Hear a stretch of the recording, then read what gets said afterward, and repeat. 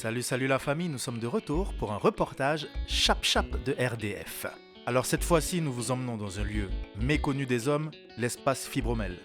Situé à proximité du fameux stade olympique de Montréal, cet espace est un véritable repère. Nous avons décidé, le Noussi chocolaté et moi-même, de rendre visite à sa fondatrice, Aïssatou Sidibé, qui nous a gentiment ouvert les portes. La visite commence devant la boutique, vous y trouvez des livres, des produits exclusivement dédiés à la santé des femmes, permettant aux membres de se procurer des produits d'entrepreneurs sur place. L'espace Fibromel offre un accompagnement individuel et de la documentation dans une ambiance chaleureuse qui vous fera sentir comme chez vous. Sa salle d'atelier vous permet de participer à des groupes de soutien, des séances de yoga 2 fois par semaine et du fitness le week-end.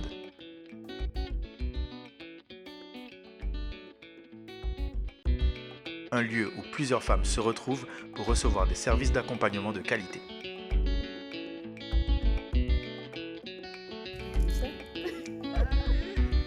Bonjour à tous, je suis Aïssatou Sidibé, présidente fondatrice de l'organisme Vivre sans fibrome, infirmière clinicienne depuis 15 ans et autrice. Je m'appelle Néhémie Pierre-Louis, infirmière depuis bientôt 5 ans maintenant et bénévole chez Vivre sans fibrome et maintenant employée.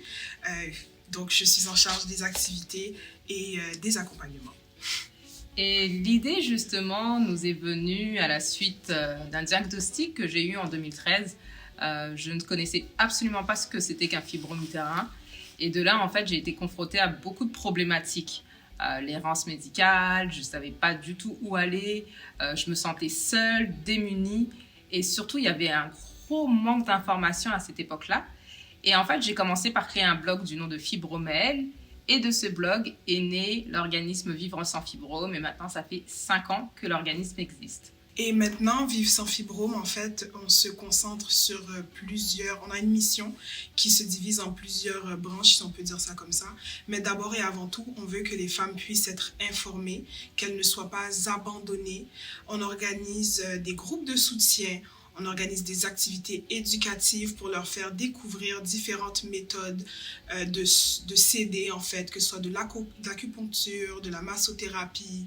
Et tout ça, on a vraiment voulu mettre ça en une seule place, l'espace Fibromel.